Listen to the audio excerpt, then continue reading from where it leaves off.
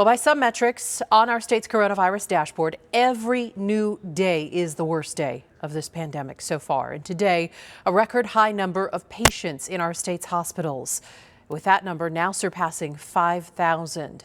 ABC 15's Mike Pelton joins us live outside Valleywise Health Medical Center. And Mike, much like our hospitals, just tough conditions there. Yeah, well, Katie, you drive by the hospital and it's sunny and quiet outside. But today, one of the head nurses at one of the intensive care units here at Valleywise Health came down for a few moments to describe the difficult conditions she's seeing. She tells us today actually is a good day by comparison, telling me that as of 2 o'clock this afternoon, no one had died yet.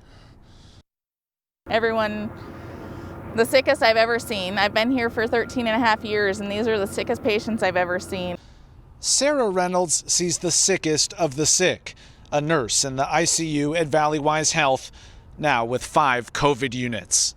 We have to be in our full PPE the whole time, and then we have 3 patients in beds on one side, and on the other side we have 6 more, and a couple in the back room, and it's just patient, patient, patient, ventilator, ventilator, ventilator.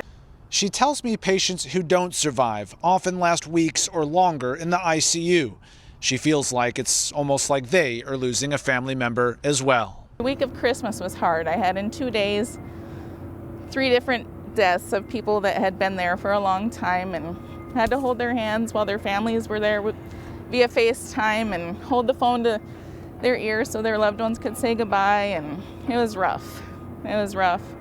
During that week of Christmas, according to our state's coronavirus dashboard, more than 600 people died from COVID-19 across Arizona.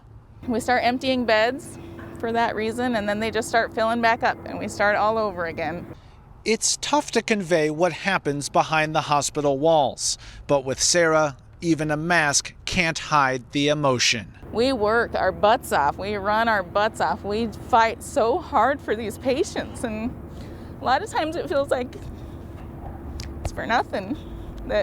Not for nothing. I mean, we're gonna fight no matter what, but just to see the amount of people that don't make it out, that's hard. Now, conversely, that nurse also talked to me about one of her best days here recently. It was last week. She tells me that there was a gentleman, he had been here for about a month. He was finally able to come off a ventilator and go home to his excited family. She tells me that's a win, as it's something they don't see very often.